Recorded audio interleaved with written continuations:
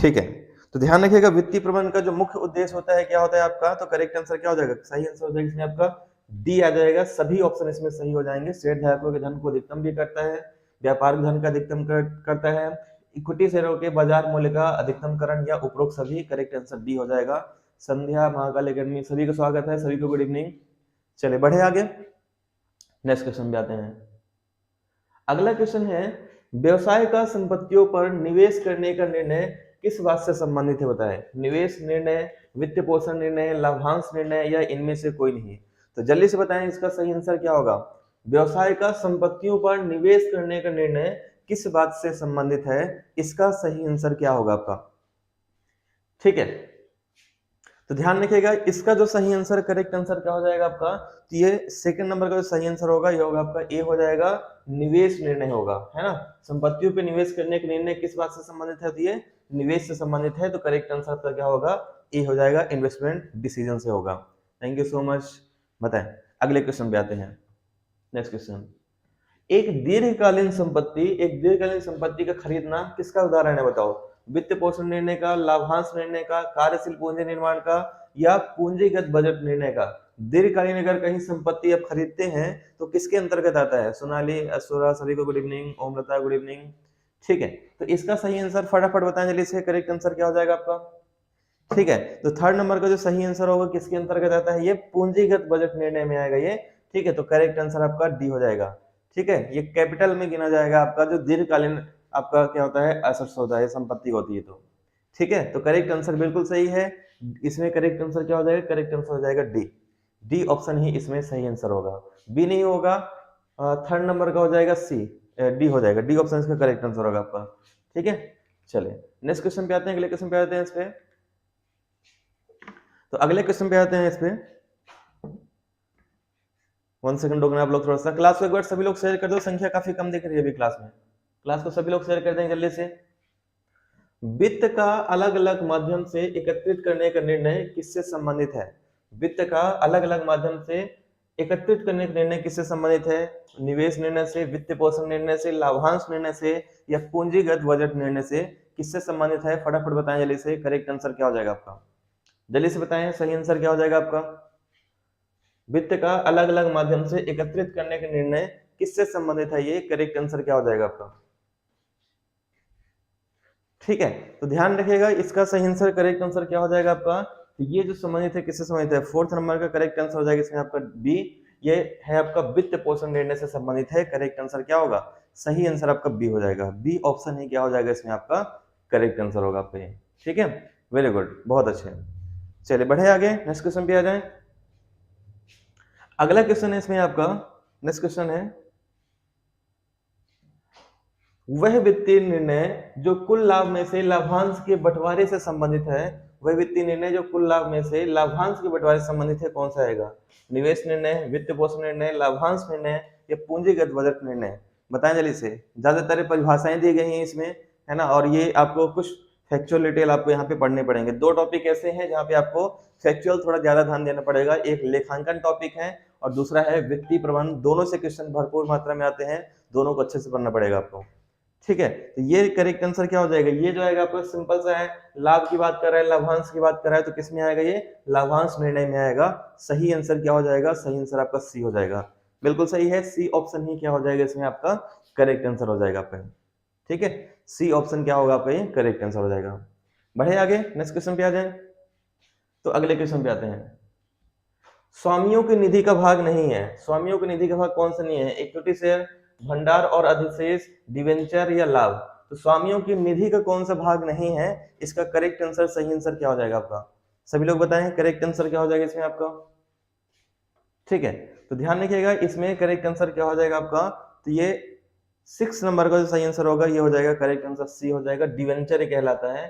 ठीक है, तो करेक्ट आंसर क्या होगा, करेक्ट आंसर हो जाएगा आपका सी। सी ऑप्शन इसका करेक्ट आंसर हो जाएगा। वेरी गुड, है ना। करेक्ट आंसर क्या हो जाएगा, जो स्वामियों को यानी जो मालिक होते हैं उनका निधि का हिस्सा नहीं होता है, डिवेंचर। करेक्ट आंसर हो जाएगा सी। नेक्स्ट क्वेश्चन पे आते हैं। अगला क्वेश्चन है उधार ली गई निधि का स्रोत कौन सा नहीं है। उधार ली गई निधि का स्रोत कौन सा नहीं होता है, बैंक से ऋण, डिवेंचर, बरकरार कमाई या सार्वजनिक जमा। तो कौन सी उधार ली गई निधि का स्रोत कौन सा नहीं है? सही आंसर, करेक्ट आंसर क्या हो जाएगा? फटाफट बताएं जल्दी से, करेक्ट आंसर क्या होगा आपका? तो यहाँ पे जो कमाई होती है वो जो होता है इसमें आपका उधार लेके निधि के स्रोत नहीं होता है। बाकी तो सभी आएंगे, सबको पता ही है, ऑप्शन से पता चल रहा होगा आप लोग को।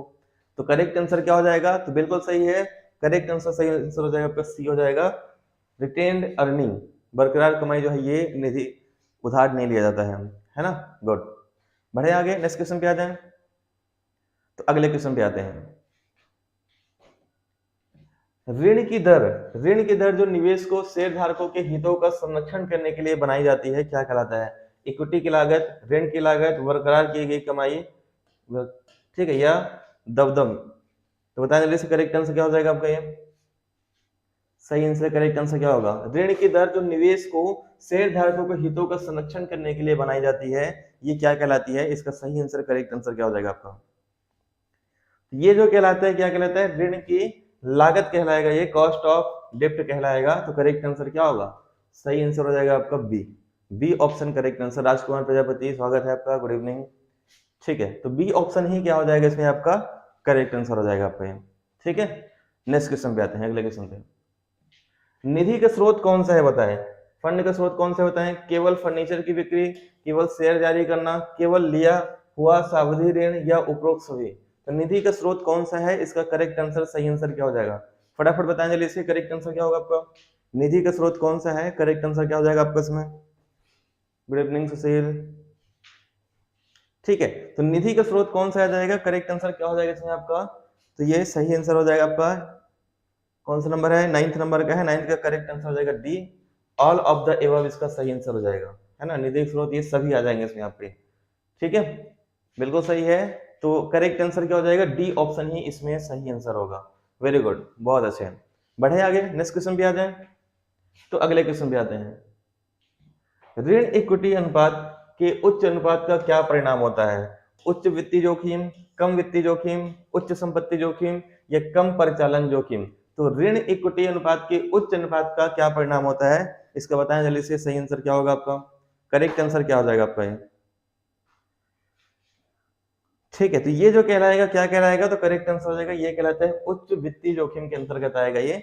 ए ऑप्शन क्या होगा आपका? करेक्ट आंसर, करेक्ट आंसर क्या होगा? करेक्ट, जितना बड़ा इक्विटी रहेगा है ना उतना ही जोखिम इसमें ज्यादा रहेगा। तो ए ऑप्शन क्या हो जाएगा आपका? सही आंसर, करेक्ट आंसर क्या हो जाएगा आपका? ए हो जाएगा इसमें आपका। ठीक है, बढ़े आगे। Good, next question. वर्तमान संपत्ति क्या कहलाती है? वर्तमान संपत्ति क्या कहलाती है? इसमें 7 दिन के लिए संपत्ति, 1 महीने के लिए, 1 वर्ष का चौथाई, या फिर 1 साल का? तो करेंट जो एसेट्स होता है वो क्या कहलाता है? इसका सही आंसर क्या होगा? जल्दी से बताएं, करेंट एसेट्स क्या कहलाता है? बताएं जल्दी से। तो जिसकी अवधि 1 साल तक की होती है वो क्या कहलाता है? करेंट एसेट्स, यानी कि वर्तमान संपत्ति कहलाता है। डी ऑप्शन क्या हो जाएगा आपका? सही आंसर, करेक्ट आंसर क्या हो जाएगा आपका? डी होगा इसमें। ठीक है, नेक्स्ट क्वेश्चन। कार्यशील पूंजी का तात्पर्य क्या है? अब ये पूरा अकाउंटिंग की भाषा है ना, अकाउंटिंग की भाषा आपको पढ़नी पड़ेगी एक बार।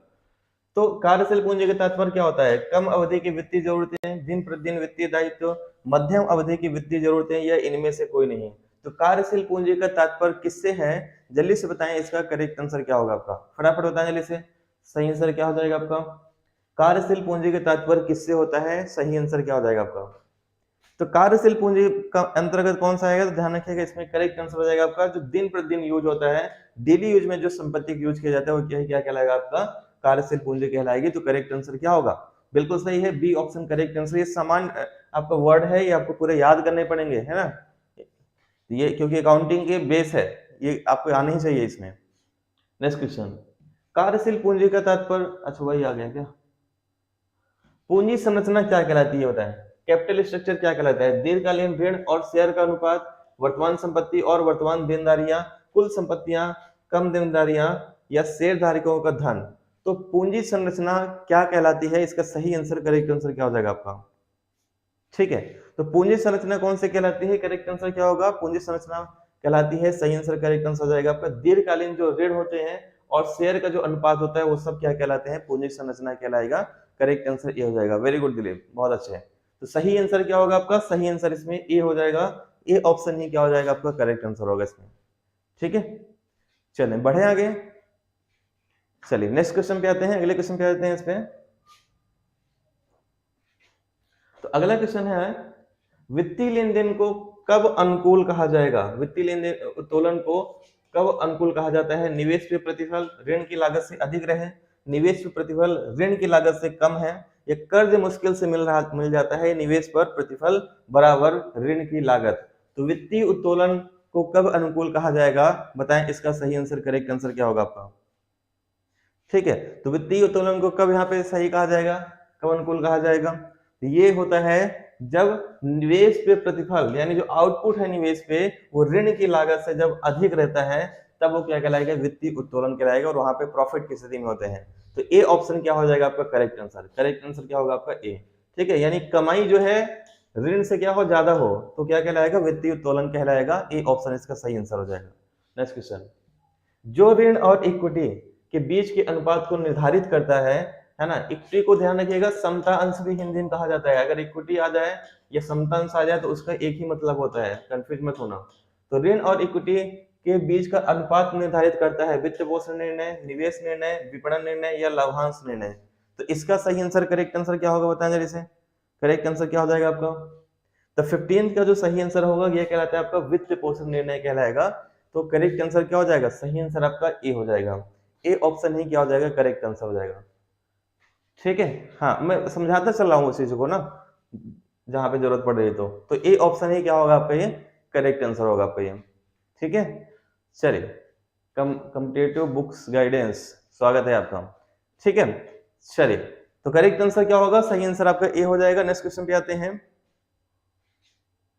दीर्घकालीन निवेश क्या कहलाता है बताएं। दीर्घकालीन निवेश निर्णय क्या कहलाता है? पूंजीगत बजट निर्णय, कार्यशील पूंजी निर्णय, वर्तमान संपत्ति निर्णय या इनमें से कोई नहीं। दीर्घकालीन निवेश निर्णय क्या कहा जाता है? जो लंबे समय तक जो निवेश किया जाता है ऋण, वो क्या कहलाएगा? फटाफट बताएं जल्दी से, ये भी अच्छा क्वेश्चन है। पूंजीगत बजट निर्णय, कार्यशील, वर्तमान संपत्ति निर्णय या इनमें से कोई नहीं। मैंने पहले ही बताया था कि यहाँ पे जो लॉन्ग टाइम के लिए किया जाएगा किसमें आएगा? आपका पूंजीगत बजट निर्णय में आएगा। तो करेक्ट आंसर आपका ए हो जाएगा, जो लॉन्ग टाइम के लिए होता है। ठीक है, जो कुछ समय के लिए होता है, ये 1 साल के लिए होता है, वो किसमें आएगा? कार्यशील निवेश में आएगा या पूंजीगत निर्णय में आएगा। ठीक है, लॉन्ग टाइम वाला क्या आएगा इसमें? आपका पूंजीगत में। नेक्स्ट क्वेश्चन पे आते हैं। अगला क्वेश्चन है आपका, यदि कंपनी निवेश करती है, यदि कंपनी निवेश करती है पर निवेश का प्रतिफल ऋण के ब्याज से कम है, तो कंपनी को वरीयता देनी चाहिए इक्विटी पे, ऋण पे, ए और बी दोनों पे, या इनमें से कोई नहीं। जो निवेश करती है लेकिन आउटपुट उसको कम मिलता है, तो कंपनी को किस पे फोकस करना चाहिए बताएं जल्दी से। करेक्ट आंसर क्या होगा आपका? सिंपल से ऐसे समझ लीजिए कि आप अगर आपको क्या हो रहा है कि घाटा ज्यादा हो रहा है, ठीक है, प्रॉफिट कम हो रहा है, तो आप क्या करोगे? लोन लेने की कोशिश करोगे, पार्टनर बनाने की कोशिश करोगे? तो यहाँ पे सिंपल सा है, क्या कहलाएगा? इक्विटी क्या होता है? एक तरीके से पार्टनर ही होता है ना? तो ये करेक्ट आंसर आपका ए हो जाएगा, क्योंकि अब घाटा होगा तो यहाँ पे घाटा उसको देना नहीं पड़ेगा पैसे, क्योंकि ये मालिक है, और मालिक को घाटा होगा तो घाटा सहना पड़ेगा। ठीक है, फायदा होगा तो फायदा भी लेगा। तो यहाँ पे घाटे की स्थिति में समता अंश ज्यादा इंपॉर्टेंट हो जाएगा, इक्विटी ज्यादा इंपॉर्टेंट होगा। ए ऑप्शन सही आंसर हो जाएगा। ठीक है, बढ़ते हैं नेक्स्ट क्वेश्चन की तरफ। जब व्यवसाय लाभ कमाता है तब संचित आय किससे प्रभावित होती है? यह निर्णय कहलाता है वित्त पोषण निर्णय, निवेश निर्णय, लाभांश निर्णय या पूंजी संरचना। जब लाभ कमाता है तो संचित आय किससे प्रभावित होती है बताएं जल्दी से। सही आंसर क्या होगा आपका? तो करेक्ट आंसर हो जाएगा ये सी हो जाएगा। वही है, घाटा होगा तो इक्विटी वालों को घाटा होगा, और फायदा होगा तो उनको फायदा भी होगा, लाभ का अंश भी उन्हें ज्यादा मिलेगा। तो सी ऑप्शन क्या हो जाएगा आपका? Correct answer. सही आंसर क्या हो जाएगा इसमें? आपका सी हो जाएगा इसमें। बढ़े आगे नेक्स्ट क्वेश्चन पे। जो उचित समय पे उचित वित्त की सही मात्रा में उपलब्धता सुनिश्चित करती है, ऐसी योजना क्या कहलाती है? वित्तीय योजना, पूंजी संरचना, कार्यशील पूंजी या स्थायी पूंजी। तो क्या कहलाती है? जो उचित समय पे उचित वित्त की सही मात्रा में उपलब्धता सुनिश्चित करती है, वह क्या कहलाती है? फटाफट बताएं जल्दी से। करेक्ट आंसर, सही आंसर क्या हो जाएगा आपका? क्या कहलाता है ये? निखिल राणा, स्वागत है आपका। ठीक है, तो ये करेगा, करेक्ट आंसर क्या होगा? क्या कहलाएगा आपका? पूंजीगत संरचना कहलाएगा। बी ऑप्शन करेक्ट आंसर हो जाएगा आपका। ठीक है, कुल मिला के ये हो कि जब इमरजेंसी के टाइम पे जब हमें जरूरत हो तो उसका हम इस्तेमाल कर पाए, ठीक है, वो क्या कहलाएगा आपका, पूंजीगत संरचना कहलाएगा। बी ऑप्शन करेक्ट आंसर होगा आपका। जो एसेट्स होते हैं, जो लॉन्ग टाइम के ऋण होते हैं, वो सब किस में आएंगे, आपके पूंजीगत संरचना में आएंगे। नेक्स्ट क्वेश्चन, पूंजी बाजार को कौन नियंत्रित करता है? पूंजी बाजार को कौन नियंत्रित करता है, ये आपको बताना है।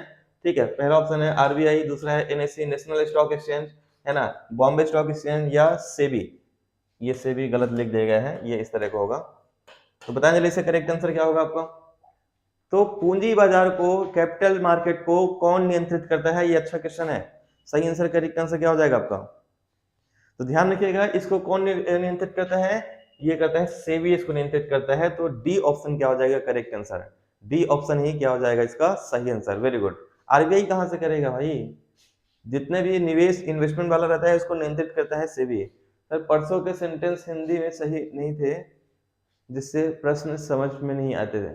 अच्छा, प्रश्नों के सेंटेंस, ये देखो, इसके लिए आपको दिलीप थ्योरी पढ़ना पड़ेगा। अगर आप मैनेजमेंट चाहोगे कि केवल ऑब्जेक्टिव से काम बन जाए, तो ऐसा पॉसिबल नहीं है। ये ऐसा सब्जेक्ट है, नया सब्जेक्ट जोड़ा गया है। इसकी समझ के लिए आपको जो चैप्टर पहले मैं बताता हूँ, एक दिन पहले बता देता हूँ। तो मैनेजमेंट के लिए आप लोग को एक दिन पहले थ्योरी पढ़ना ही पड़ेगा, उसके अलावा कोई ऑप्शन नहीं है। क्योंकि अगर मैं यहाँ पे इसको पढ़ने लग जाऊंगा तो फिर यहाँ पे ऑब्जेक्टिव नहीं हो पाएगा, 10 क्वेश्चन भी नहीं हो पाएंगे। तो आपको इसको मैनेजमेंट का जो एक दिन पहले चैप्टर बताता हूँ पढ़ना पड़ेगा आप लोग को इसमें। बाकी जितना पॉसिबल हो पाता है थोड़ा बहुत मैं बता देता हूँ इस पे। नेक्स्ट क्वेश्चन, ऐसा वित्तीय बाजार जहां ऋण और शेयरों का कारोबार होता है और परिपक्वता अवधि 1 वर्ष से अधिक होती है, इसे वर्गीकृत किया जाता है। मौद्रिक बाजार, पूंजी बाजार, काउंटर मार्केट, या लंबी अवधि के बाजार। तो ऐसा वित्तीय बाजार जहां ऋण, यानी ऋण मतलब जो किसी को देते हैं, और शेयरों का कारोबार होता है और परिपक्वता अवधि 1 वर्ष से अधिक होता है, उसे वर्गीकृत करते हैं। ठीक है, तो मतलब अगर कोई लोन लेता है लेकिन लोन की अवधि क्या रहती है आपका 1 साल की रहती है, या शेयर कोई बेचता है उसकी अवधि 1 साल से ज्यादा रहती है, तो कैसा बाजार कहलाएगा? Money market, capital market, counter market, या लंबी अवधि के बाजार? इसका सही आंसर, करेक्ट आंसर क्या होगा आपका? ये कहलाएगा आपका कैपिटल बाजार मार्केट कहलाएगा। बी ऑप्शन करेक्ट आंसर होगा। सही आंसर क्या होगा? बी हो जाएगा आपका। ठीक है, तो इक्विटी जो है आपका बेचे जाते हैं, खरीदे जाते हैं, सब कहाँ होते हैं? ये कैपिटल मार्केट में होते हैं। तो करेक्ट आंसर हो जाएगा बी इसमें। ठीक है, नेक्स्ट क्वेश्चन, अगला है, वह बाजार जिसमें नई प्रतिभूतियां जारी की जाती हैं वो क्या कहलाता है? प्राथमिक बाजार, माध्यमिक बाजार, सकल बाजार, या आय बाजार? ठीक है, जो सिक्योरिटी बॉन्ड देती है, सरकार भी बेचती है सिक्योरिटी बॉन्ड अपने हिस्से का, ठीक है, या फिर कंपनी बेचती है। तो प्रतिभूति जो जारी की जाती है उसे क्या कहते हैं? Primary market, secondary market, gross market, या इनकम मार्केट? क्या कहते हैं बताएं जल्दी से। तो ये जो कहलाएगा, क्या कहलाएगा आपका? ध्यान रखिएगा, ये कहलाता है आपका प्राइमरी मार्केट कहलाएगा। ए ऑप्शन क्या हो जाएगा आपका सही आंसर? करेक्ट आंसर क्या होगा आपका? ये प्राइमरी मार्केट कहलाएगा, जहां पे सिक्योरिटी बॉन्ड का क्या है, आपस में लेन देन होता है, या बेचा जाता है, खरीदा जाता है। नेक्स्ट क्वेश्चन, निम्नलिखित में से भारत में स्टॉक इंडेक्स का उदाहरण कौन सा है? निम्नलिखित में भारत में स्टॉक इंडेक्स का उदाहरण कौन सा है बताएं? मौद्रिक बाजार का, सेंसेक्स का, बीएसई का, या सेबी का? तो निम्नलिखित में से भारत में स्टॉक इंडेक्स का उदाहरण कौन सा है? फटाफट बताएं जल्दी से, करेक्ट आंसर क्या होगा आपका? सभी लोग बताएं जल्दी से, करेक्ट आंसर क्या हो जाएगा आपका? निम्नलिखित में से भारत में स्टॉक इंडेक्स का उदाहरण कौन सा है? ठीक है, तो इसका जो सही आंसर, करेक्ट आंसर क्या हो जाएगा आपका? तो ध्यान रखिएगा 24 का बिल्कुल सही है। 24 का करेक्ट आंसर हो जाएगा बी, या सेंसेक्स के अंतर्गत आ जाएगा। तो भारत में स्टॉक इंडेक्स के उदाहरण क्या है? सेंसेक्स। करेक्ट आंसर बी हो जाएगा फिर। ठीक है, गुड इवनिंग अविरल। चले बढ़े आगे, नेक्स्ट क्वेश्चन पे आ जाए। तो अगला क्वेश्चन है इसमें आपका, पूंजी बाजार के घटक कौन से हैं? The component of capital market कौन सा है? इक्विटी मार्केट, ऋण बाजार, दोनों, या इनमें से कोई नहीं? अब ये अच्छा क्वेश्चन है। कैपिटल मार्केट के कौन से घटक है इसमें, तत्व कौन से हैं इसमें? तो इसके अंतर्गत क्या हो जाता है? ऋण बाजार भी आता है और इक्विटी मार्केट भी आता है, यानी सी ऑप्शन क्या हो जाएगा आपका करेक्ट आंसर? करेक्ट आंसर क्या हो जाएगा आपका? सी हो जाएगा। ठीक है, समता मतलब ऐसा होता है, ऐसा अंश जिसमें लाभांश जो होता है मिलता है, यानी लाभ का अंश मिलता है, अगर हानि होगी तो उसको नहीं मिलेगा। और ऋण में क्या होता है? ऋण मतलब वो होता है उसको एक निश्चित प्रतिशत से उसको ब्याज मिलेगा। ठीक है, ये दोनों कैपिटल बाजार के अंग होते हैं। तो सी ऑप्शन क्या हो जाएगा आपका करेक्ट आंसर? करेक्ट आंसर क्या हो जाएगा आपका? सी होगा। नेक्स्ट क्वेश्चन, कॉल मनी क्या है? कॉल मनी क्या है बताएं? वह मुद्रा जो बाजार में एक रात के लिए दिया गया लोन है। वह मुद्रा बाजार जो एक दिन से 14 दिन के ऊपर का ऋण है।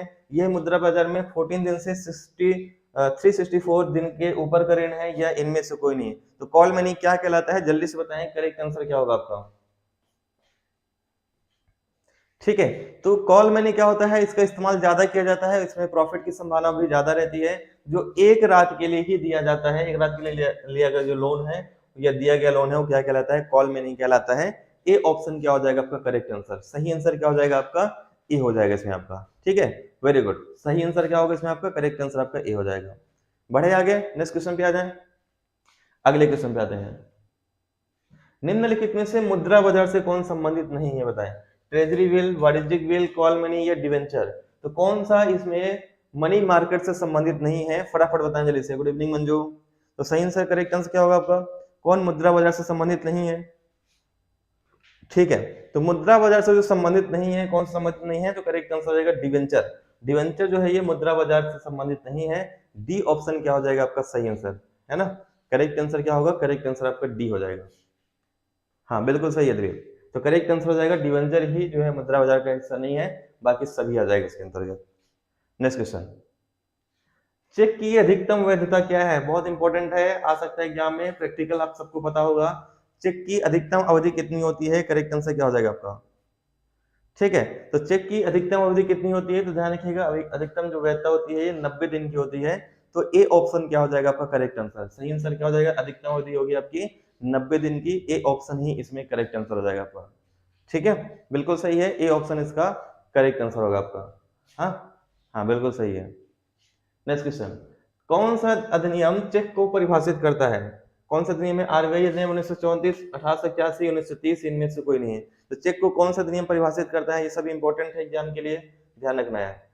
तो ये नेगोशिएबल इंस्ट्रूमेंट एक्ट 1881 जो है अभी तक चल रहा है, तो ये चेक को परिभाषित करेगा।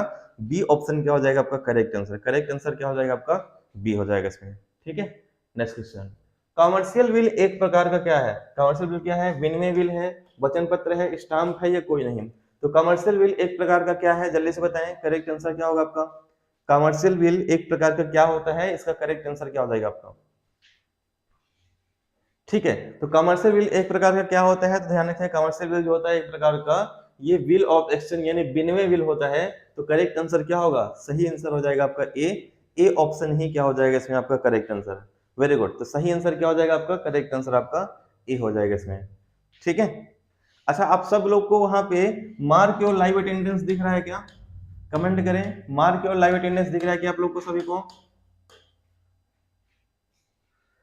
ठीक है, तो यहाँ ये मेरा व्हाट्सएप नंबर है, आप लोग यहाँ से भी व्हाट्सएप ग्रुप में ज्वाइन कर सकते हैं। इसके अलावा मार्क योर लाइव अटेंडेंस जो दिख रहा है वहां पे आप लोग क्लिक कर लीजिएगा, वहां पे आपको डायरेक्ट हमें पता चल पाएगा कौन लोग लाइव यहाँ पे आते हैं, कौन लोग लाइव नहीं आते हैं, तभी आप लोग अटेंडेंस कर लीजिएगा इसमें। अगली क्लास रहेगी जो रहेगी 9 बजे रहेगी, नेक्स्ट क्लास कौन सी रहेगी, 9 बजे हिंदी की क्लास रहेगी।